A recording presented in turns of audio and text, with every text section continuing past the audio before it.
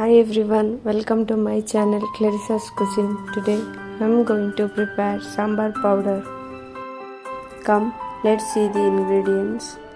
Here I have taken 2 tablespoons of coriander seeds, 1 teaspoon of jeera, 6 Byadgi Red Chillies, 1 teaspoon of Fenugreek Seeds, 1 sprig of curry leaves. Oil. Let's start the preparation. Add few tablespoons of oil. Add Byadgi Red Chillies and roast it. Once done, remove and keep aside. Then add Fenugreek Seeds, Coriander Seeds,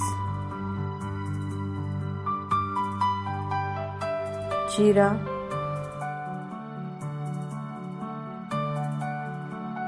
curry leaf and roast it.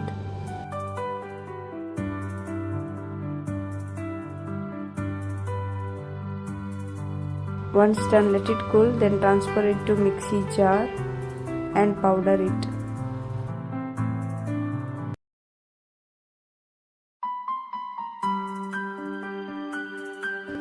Sambar powder is ready.